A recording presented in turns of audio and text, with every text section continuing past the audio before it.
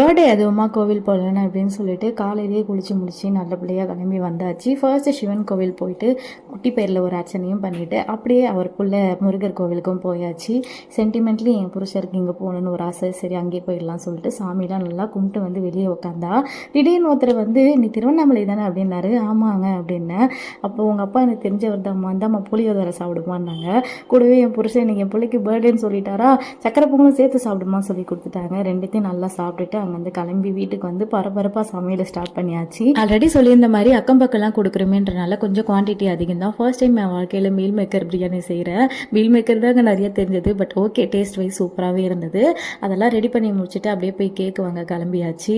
கேக்கை வாங்கிட்டு வந்துட்டு அப்படியே கட் பண்ணலாம் தான் பிளான் பண்ணோம். திடீர்னு கொஞ்சம் பிளான் மாறிட்டு எடுத்து ஃப்ரிட்ஜில் வச்சுட்டு வந்தவொடனே ஒரு பொடி செம்ம பசி. சாப்பிட்டு முடிச்சு ரெஸ்ட்லாம் எடுத்துட்டு ஈவினிங் போல் கேக் கட் பண்ணலாம் சொல்லிட்டு சாரோட பேர்லாம் எழுதி செகண்ட் பர்த்டே அப்படின்றதெல்லாம் இது பண்ணி கேக் கட்டிங்க ஸ்டார்ட் பண்ணிட்டோம். அதை முடிச்சுட்டு கொஞ்சம் கிஃப்ட்லாம் வந்திருந்தது. அதோட அன்பாக்சிங்லாம் ஓப்பன் பண்ணிட்டு இருந்தோம். ஃபர்ஸ்ட் விஷயத்துக்கு அவர் எக்ஸைட் ஆனாரோ இல்லையோ, செகண்ட் விஷயத்துக்கு ரொம்பவே எக்ஸைட் ஆனார். ஃபர்ஸ்ட் விஷயத்துக்கு நான் தான் எக்ஸைட் ஆனேன். இந்த ஜைலோஃபோன் இது எனக்கு ரொம்ப பிடிக்கும். சரி ஜாலியாக விளையாடலான்டான்ட்டு. ரெண்டாவது அவருக்கு பிடிச்ச ட்ரக்கு காரு அது மாதிரி ஐட்டம்.